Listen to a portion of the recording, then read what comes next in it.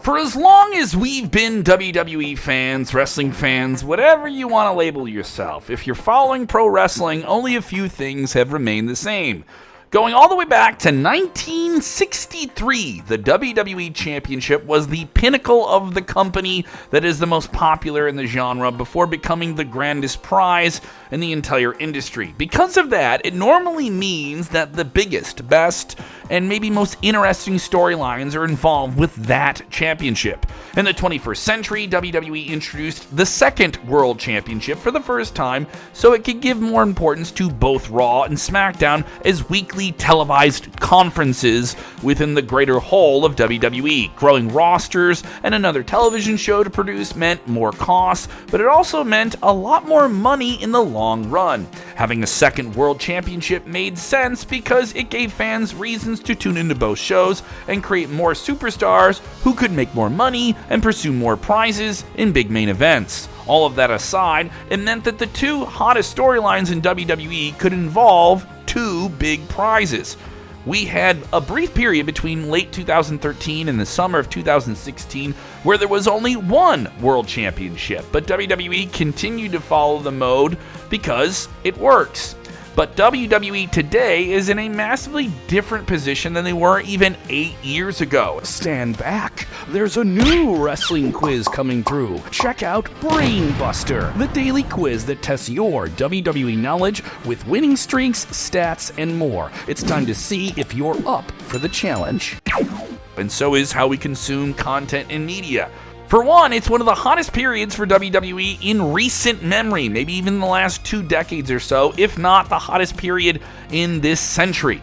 For WWE, the credit usually goes to the creative team now led by Triple H, who has finally been given free rein to change things, dial it in, and deliver on the big notes to make it all matter. And a lot of the credit goes to Triple H and his creative team for finally being given full free rein to really dial in all of these stories on the 3-ring never-ending circus that is WWE content. But it's really the work of every single person involved, most of whom you'll never see on camera: those creative writers, those producers, the video editors, the cameramen, and obviously the people front-facing, the superstars, for making it all matter for us fans going crazy. Triple H specifically has a very old-school, simple, straightforward way of telling stories in the modern era, while adapting to the social media times and dropping all of those teasers and Easter eggs to really make the pages in the book feel thick and compelling to keep you turning and reading the next page. You could argue that his style of storytelling could be more predictable, but predictable is not bad. Seriously, all of you people with short attention spans, stop claiming that's a bad part of it, because guess what? When you see something coming and you want to see it happen, you watch to see it happen. Yeah, and it tends to be a little bit more satisfying too. We'll give you an example of that. When it comes to the biggest titles in the company, WWE has chosen to take the route of longer championship reigns that end on much bigger stages like a SummerSlam or a WrestleMania. So in a lot of cases, you head into B-tier premium live events knowing that certain champions are not really going to lose their titles, but the moment is being reserved maybe for a bigger show. If you're a diehard fan and you follow it week to week and you can smell that. But that actually works. You want the functionality. We don't need swerves for the sake of swerves. No shot at Mr. Strickland over in AEW. It's not just championship storylines that have improved. It's the overall storytelling and non-title feuds that have personal issues driving them, especially non-title feuds. The two biggest examples of this are the hottest stories in wrestling today that have some unique connections. We're talking about CM Punk's never-ending war with Drew McIntyre that's been going on since January of 2024, and the Bloodline split with Roman Reigns. In the CM Punk McIntyre story, a big part of it this summer has revolved around a bracelet. Yes, a bracelet, a friendship bracelet that Drew McIntyre took from a vulnerable, beaten down, assaulted CM Punk. That bracelet was given to him by a young fan, and it had the names of his wife, AJ Lee, and his beloved dog, Larry. It looks like it costs less than $1 to make, but the fact that this meaningful bracelet, this very meaningful heirloom, a special connection between Punk, his family, and the fans who stood by him through his trials and tribulations, is now in the possession of a man who truly wants to end his entire career and kill this comeback story before it really gets going. It isn't so much about the cost of the bracelet, but what it represents. Two of the most important members in CM Punk's family. Because of how personal the rivalry between Punk and McIntyre has become, Drew snatching it away from Punk was a shot at his entire family. Now you've made it even more personal. That's the story being told, and it continues to be told. It's the extension of the previous several months where both Drew and Punk have been physically, mentally, and verbally assaulting each other at every turn, on every channel, on every app, in every interview possible. And some are claiming it's too much, they've been doing it too long. Well, you are just having no sense of just letting it settle in and burn for a long time. I'm looking at you, Gen Z fans, with your TikTok attention span. It tells you a story that has a current approach in WWE with storytelling that is long, drawn out, and matters, and this is the storytelling fans have wanted. So what do you want? Long, meaningful storylines, or something that pays off in 2 or 3 weeks that somehow was built to for months? That doesn't play together. The focus needs to be on the rivalry of the superstars. Championships and briefcases, yeah, some of you mad that Drew McIntyre's Money in the Bank briefcase was wasted. It's a technicality, it's a ends to a means for a storyline that's more important than a briefcase. But sometimes these objects serve as props that add fuel and personal connection, symbols of things that are more than what they actually are. And in the case of Roman Reigns and the Bloodline, the ultimate prize may not be the undisputed WWE Championship that Roman Reigns held for years, but the precious Fala necklace. We call it a necklace, but it's more of a garland. To understand its importance, it's a little bit of context we have to lay out here.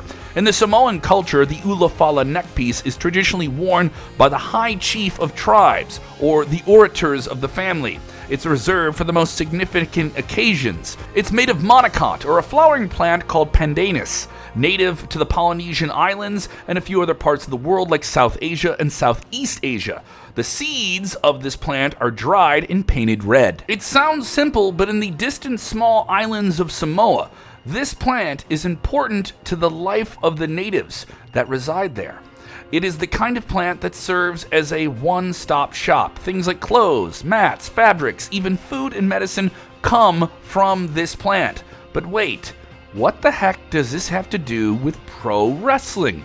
One of the OG Bloodline members, The Rock's grandfather, High Chief Peter Maivia, one of the greatest pro wrestlers of Polynesian descent, wore the Fala. Even the late Umaga wore it. Even though most of the Anawahi family have only known the United States as their home, the neckpiece is one of those sacred parts of the Samoan culture that stood the test of time and connects them to the generations of the past. And the Anawahi family is one of the most distinctly famous pro wrestling families, maybe one of the most famous Samoan families in the world. Since the Bloodline took its form in 2020, Roman Reigns was presented with the Fala by his father and uncle, the now late Sika and Afa Anawahi, the Wild Samoans, a WWE Hall of Fame tag team. At the time, it meant to fully cement Roman Reigns as the tribal chief, the head of the table, the man who would carry WWE into the next few years, and the leader of his family's tribe. Think about it, from WrestleMania 37 to WrestleMania 40, he made every single entrance wearing that Fala. At WrestleMania 38 and WrestleMania 39, he had the neckpiece placed around his neck after winning the main events. Another reminder of his status.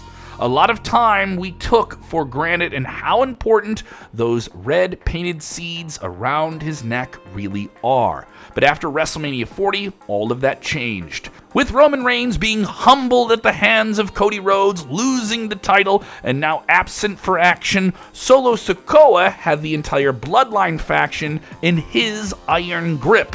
He was once the enforcer at the hands of Roman Reigns, but he changed the entire structure of the famous faction.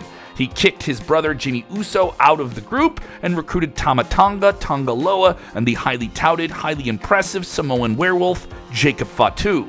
Hubris in trying to usurp his way into power, Solo Sikoa was always the next in line in the eyes of some to be the tribal chief.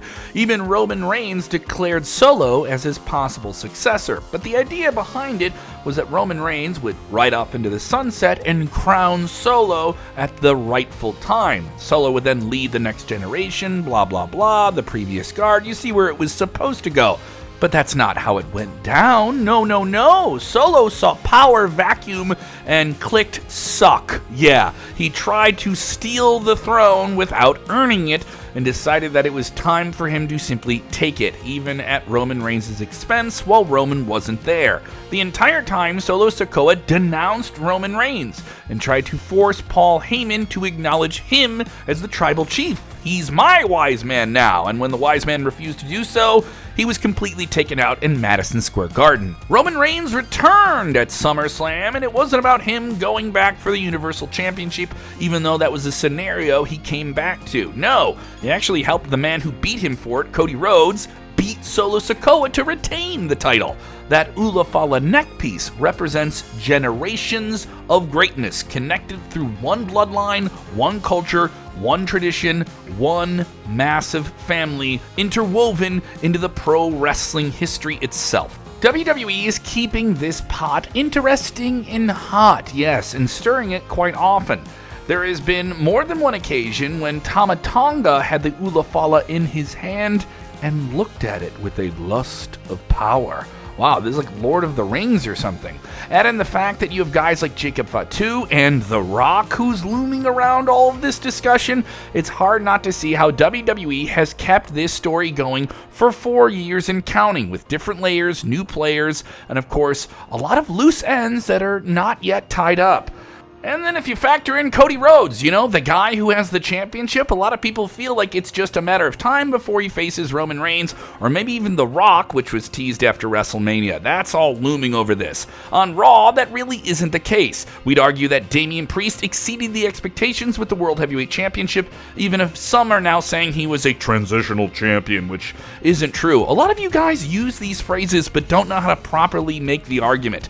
But in the case of CM Punk and Drew McIntyre, that story has just been so much better, so much more compelling than anything that is happening in the top level right now of WWE. It's about him taking his rightful spot as the head of the table. If you want to make the step out of the Punk, McIntyre, and Bloodline storylines, just look at the entire thing with the Judgment Day. Yes, Liv Morgan and Rhea Ripley technically competed for the Women's Championship, but even more, it's about the personal issues involving Dirty Dominic, that whole love triangle. Because they already had a history that went back years, and Liv Morgan injured Rhea Ripley because Rhea Ripley injured her, and taking the championship and all of her relationships and Dirty Dom from her was all a part of it. It was a big payoff, and now it unfolds into a whole nother storyline or a whole nother chapter that we can see play out week to week. We're on board. Even SummerSlam, the story is as hot as it's ever been and hardly has let up, and the Women's Championship benefits from it all in the practice. With the entire Damian Priest-Finn Balor story losing the world title as a prize, it's added bitterness between them. If they can't chase a championship, now they must destroy each other. Without a title, it's still one of the most interesting stories to follow. Oh, also, let's not forget that Finn Balor is also a tag team champion. Let's not forget that. And that isn't a bad thing. This is more of a personal issue, not just men fighting over a strap. Obviously, we're not going to claim the garland or the bracelet will always be as important as titles. I know some of you are like, no, it's about being a champion. The WWE Championship has a long, multi-decade history, and it's special. It can't be ignored. Our point is to drive in the fact that the current modern landscape of these two stories are perfect examples of the evolution of modern WWE audiences and how quickly things can change, how quickly they can lose attention span and get fickle and just want to flip the table and change everything. The Fala would not have meant as much as it did for Roman Reigns if it was not connected with that Universal Championship reign of more than 1,300 days. Yes, the bracelet that CM Punk wore just a few months ago wouldn't mean as much between CM Punk and Drew McIntyre if it didn't have 17 WWE World Championships between the two men that have worn it. But in an era where attention is the biggest form of currency, and if you can keep it in a rapidly declining era of attention spans, strong, long-term storytelling has the ability to overshadow the most prestigious championships. And yes, although those people that want to see the big payoff, even though we haven't gotten there yet. Patience, my pretties. Yeah, Triple H and WWE's creative team have everybody involved at a brilliant level, using age-old desire to see entertaining television while incorporating social media to keep these stories in the minds of fans well after the live TV show has gone off the air. If it doesn't encapsulate the difference between the old and the new eras of WWE, then what does?